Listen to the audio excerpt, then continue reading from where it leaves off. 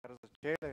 V bistvu v prvem delu je bilo nekako govora o tehnologijah, pa mogoče to je nakazanih nekaj primerov.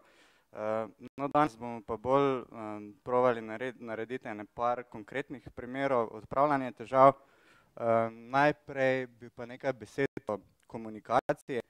Kot sem že zadnjič omenjal, sem jaz v bistvu neki vmesni člen oziroma moje delovno mesto neki vmes med dizajnerji in programerji. Zaradi tega sem zadolžen oziroma od mene je tudi odvisno, kakšna komunikacija med tem poteka in sicer cilj je, da bi bila čim bolj uspešna.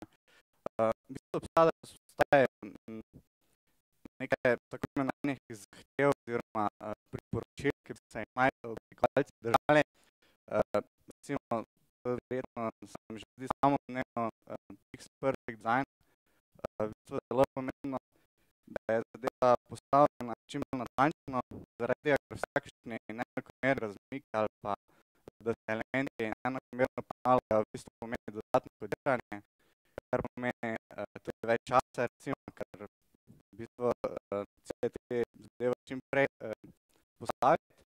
Potem recimo zelo je nadležno, če niso recimo dolžine zaokrožene razlike, recimo namesto 358, mislim, namesto 360 je pač dizajner določil 358 širine brez posebnega razloga, v bistvu to je ena taka lepotna napaka. Potem zelo pomembno je, da so tudi elementi, ki se med sabo prikrivajo v dizajnu, da so recimo nekako nivojsko postavljeni. Recimo mislim, imam predvsem Photoshop datoteko, kjer si lahko v bistvu te layere skrivaš, prikazuješ in tako pobereš elemente, ki jih rabiš. To je predvsem govora o tem tudi zaradi tega, ker dosežemo neko modularnost naše kode. Zelo pomembno je tudi, da se predvideva prostor. Torej, če povečamo pisavo v brskalniku do site, še vedno neko opcijo širjenja, recimo predvsem problemi se pojavljajo v headerju, ko recimo ob povečavi pisave tako izgubimo, ne vem, recimo vsaj kakšen navigacijski element. Se pa tudi dogaja, da velikokrat oblikovalci pozabijo oblikovati določene standardne elemente, kot recimo naštevanje, tabele, obrazci, in potem, ko se stvar postavlja, se tudi take stvari opazi in se jih opozarja. Torej, smisel je, da je to oblikovalec kar sproti predvideva. Prav tako recimo kazalec strani rezultati pisanja podobno. Zelo koristno je tudi, če se recimo dizajner posvetuje z tistim, ko bo stran kodiral HTML, predvsem zaradi tega, da se dosežejo neki kompromisi, če to je možno, ker vse skupaj se vodi do tega, da se zadeva hitreje postavi. V bistvu tu imamo naštete par primerov, čemu bi se bilo dobro, da bi se recimo dizajnerji v čim večji meri izogibali to predvsem zaradi tega, ker v bistvu ni poanta v tem, da se te stvari ne bi dali narediti, da se dajo, ampak spet potrebno je čisto nepotrebno kodiranje, recimo v primeru, da želimo dizajnirati nek ultra lepi checkbox, ki v bistvu ne izgleda čisto kot standardni oziroma vseeno, če že pobarvanje lahko težava in to lahko potem recimo simuliramo z JavaScriptom, kar je vseeno nesmisel zaradi tega, ker s tem izgubimo recimo nekaj uporabnikov, recimo v primeru, da želimo stran oziroma form submitati z dlančnik, mislim z ročno napravo, torej telefonom dlančnikom, seveda gre za to, seveda tisti, ki ne podpira JavaScripta, hkrati ni možno, torej v bistvu to velika nesmisel. Potem tudi zelo še navada, da se v bistvu na dizajn izgleda iz starih časov, torej ko še se dizajni oziroma HTML gradil po začel te layouta in sicer tam je bilo navadno, da so recimo stolci, spodnji rob stolca v bistvu z ostalimi stolci nekako poravnan, to pomeni, da bi lahko dol črto potegne.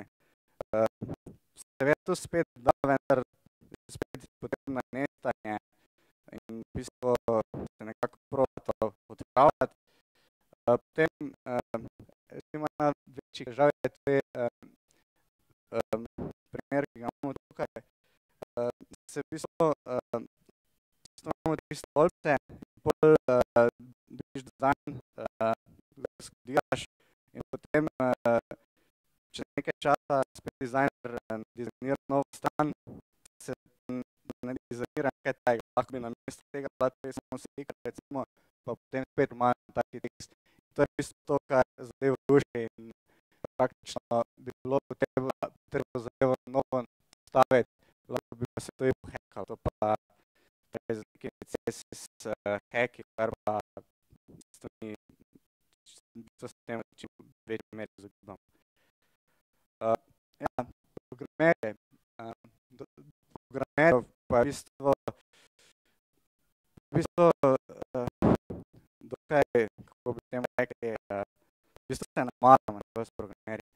V bistvu zaradi tega, ker načeloma prva stvar, ki jo naredijo, ko dobijo kodo, v bistvu takoj izničijo validnost strani, te zelo pogosto zadeva, v bistvu to počnejo verjetno nezavedno, pozabijo kakšen tag zapreti ali kaj podobnega.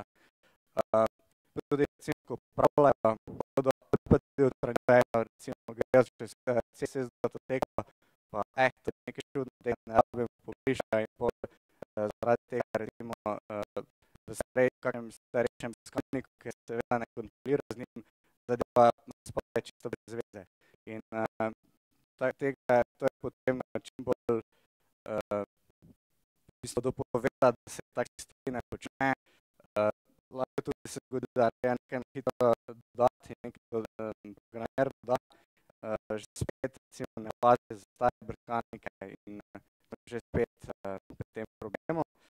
Pa tudi še ena stvar, ki je v bistvu kar pomembna, lepo urejena izvorna koda, v bistvu s tem se večina programerjev verjetno ne strinja, misli, da je to vseeno. Ja, verjetno zaradi tega, ker če se site podreje, oni ne rabijo tega popravljati, torej odkriti težave in v takih primerih, če je lepo urejena izvorna koda, ki bomo pozneje videli na primeru, precej pomaga. No, kot vemo, brskalniki velikokrat enako kodo prikazujejo različno. V ta namen je seveda treba kodo prilagajati. V bistvu smo še sled dal neko statistiko, dobimo nek občutek, recimo kako velik tržni delež predstavlja Internet Explorer. V bistvu malo čudno tak podatek, mislim, da Firefox ima večji delež, ampak kljub temu dejstvo je, da strani obvezno treba preverjati z Internet Explorerom in seveda tudi starejšimi brskalniki, kajti naš cilj je seveda ponuditi vsebine čim širšemu krogu obiskovalcev.